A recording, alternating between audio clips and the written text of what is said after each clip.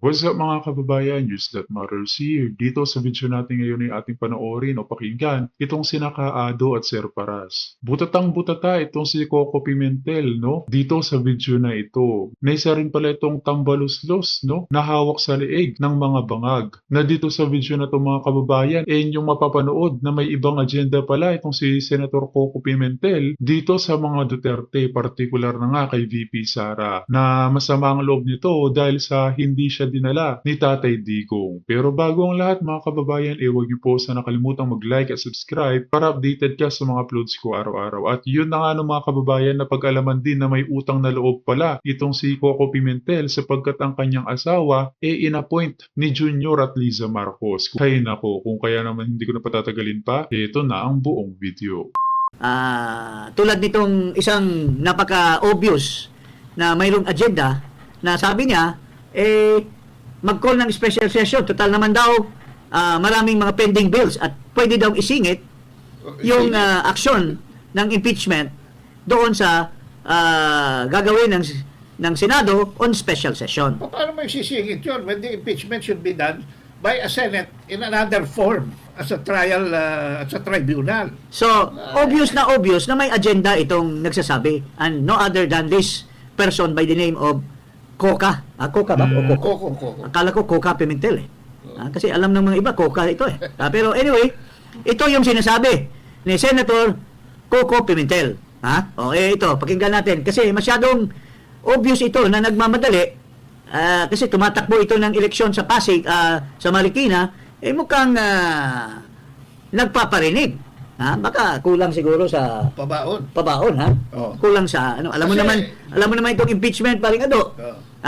Nabulgar nga ito nung panahon ni Enrile, na Senate President, at si Jinggoy mismo ang nagsabi, binigyan kami ng tag 100 million. It was Jinggoy revealed. So, this impeachment is no other than that na magkakaanuhan ito. At it would seem that this guy is in that direction kasi minamadali niya. Tulad ng sinasabi namin, bakit masyadong nagmamadali ito si Pimentel? Unang-una, ito si Pimentel, tumatakbo ng minor, hindi Senate, a minor position as congressman in Term limit na kasi sa Marikina. Senate. In fact, there were questions before na pinilit lang niyang, expired na yung term niya at pinilit niya na mag-extend pa siya. Kaso wala lang talagang pagka high and mighty ka, very powerful and influential ka, maski you violate the constitution, Walang pumatol. you violate the election laws, walang pumatol. So nag-extend pa siya for 3 more years. And ngayon, nakikialam siya dito sa desisyon ng Senate President at sinasalungat niya at pabalang-balang yung sinasabi nitong si Coca Pimentel. Can you imagine? There is already an adjournment. And this is in accordance to the Constitution that at a certain date, magkakaroon ng adjournment. What does an adjournment means? Na bakasyon. So only the President can call for a special session while the Congress is in adjournment. Pero anong sinasabi nitong Coca Pimentel na ito? Na magtawag daw si Escudero. Does Escudero, being the Senate President, has the power to force or oblige the members of the Senate to convene and hold a session when it is an adjournment time? Alam mo, hindi ko akalain na bar top notcher ito walang rasyonale sa mga pinagdadaldal niya. Only what is really mga kaibigan, what is really transparent dito sa sinasabi ni Coco is his hatred for the Dutertes. Kunyari, wala daw whether ma-acquit or hindi. Pero, paano ma-acquit or mag-convict? Kung hindi mo isisesyon. So, kailangan daw isesyon. Kasi forthwith. Alam mo, yung forthwith will be dependent on the circumstances. It just so happen. Alam mo mga kababayan kasi, hindi mo pwedeng ihambing ito sa mga ibang impeachment. Kasi yung nangyari kay Erap, walang campaign period yun. Walang adjournment ng Senado. Walang disruption. Walang disruption. Itong nangyari naman kay Corona, Ganun din. ganun din. But this one is a special situation whereby there is an adjournment and it's a campaign period. So, masyado mo naman ginagago yung mga kasama mo, Mr. Coca Pimentel, na pababalikin mo sila.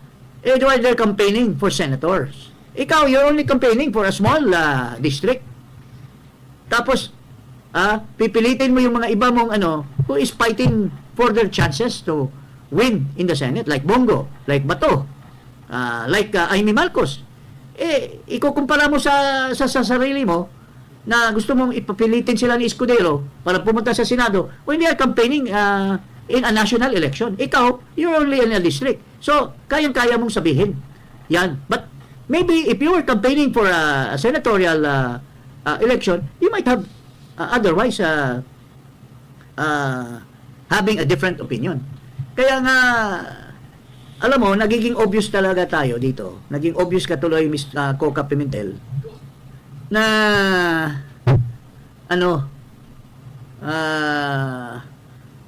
mayroon kang ulterior motive. Ako didiretsuhin ko na. Dapat wag magsalita na lang si Coco Pimentel dito eh. Kayo ba mga kababayan, agree ba kayo dito sa winika nila Sir Paras na may motibo o ibang agenda itong si Coco Pimentel dito sa mga Duterte? Paki-comment nga yung opinion sa ating comment section ng ating mapag-usapan. Dahil kitang-kita doon sa press ang kanyang hatred sa mga Duterte at tinawag pa nga si Raulo ang slate ni PRRD. Kasi tao naman siya ni Marcos. Ha? Bakit? Asawa mo, Special Envoy sa United Arab Emirates for Special Envoy for Trade Representation. Naku. Ambassador for Trade. So, ano pala ito? Hawak pala sa liig ni Marcos ito si Coca? Oo. Ha? Hindi natanggal yung kanyang asawa sa ambassador. Hawak pala ayan Ano pa naman? Special Envoy to the UAE for Trade and Investments, si Katrina Pimentel. And yet, yan, nung chairman si Duterte, presidente si Pimentel, talagang inappoint niya yan, yung kanyang misis. Misis ba niya ito o ano? Mrs. Kasi ang kilala ko yung... Second Mrs. Second. Pero ang kilala ko yung misis niya, yung... First Mrs. First misis. Maraming sinasabi sa akin tungkol sa kay Coca. Hindi ko na lang sasabihin kasi wala namang nothing personal against Coca. Tsaka hindi related sa impeachment. Hindi related sa impeachment. Pero, alam mo, sayang lang yung pagka-minority floor leader mo. Kasi na-obvious tuloy na opposition kayo ni Ontiveros, obvious na company union lang naman yung pagka-minority nyo. Hawak ka pa rin pala sa itlog ni Marcos. Hawak ka sa itlog mo ni Marcos. Kasi, sword of Damocles pala yan. Kung gagalaw ka, matanggal mo yung asawa mo na, ambassador, inapoint pala ni Marcos at tingnan mo naman itong isa. Before I leave, very clear, Mr. Pimentel, na hindi po totoo yung sinasabi mo. Para magkaroon ng establishment of impeachment court, it must be done by the Senate in session, creating an impeachment court. Hindi yan automatic na moro-moro na lang kayo na, sige, punta tayo doon sa Senate, mag-convene tayo at we'll create a special court kasi sinasabi ng Constitution, forthwith. Alam mo, paano makukonvene ang isang body na naka-recess at meron ng set date para to reconvene? Yes. So, yung forthwith mo will start on June 2? Yes. Yun. Alam mo, pareho lang yan ng ganitong sitwasyon Magkasama kayo ng girlfriend mo or kung grupo mo, you want to go to Tagaytay dahil may ni-reserve na kayo na doon sa Antonios. Ni-reserve kayo na lunch. So, you want 12 o'clock yun, medyo na-delay kayo ng konti. So, you have to be there forthwith. Ng 12 noon para hindi ma-forfeit yung reservation nyo to have lunch there kasi by appointment yan. Kung na-platire ka, maski you want to do it forthwith, na-platire yung kotse mo, Delayed kayo. Delayed. So this is an issue. You want to do it forthwith, pero it just so happened that Congress, House of Representatives has caused the delay. And napunta na yan nung last day of session. So paano mo i-apply yung forthwith? the circumstances does not warrant the word forthwith to be applicable. Kaya tama si Senate President Escudero na as far as we are concerned, doon sa next opening ng session, which is June 2. Kaya wag kang magmaang-maangan, Coca Pimentel, sa gusto mong ipalusot. Obvious ka, unang-una, hate mo ng mga Duterte dahil siguro galit ka na yung PDP laban mo nabuwag at natalo ka sa Korte Suprema sa pag-insist mo na ikaw ang legitimate PDP laban, so galit ka kay Duterte. Oh. Pangalawa, yung asawa mo. Pangalawa, hindi ka pala independent eh.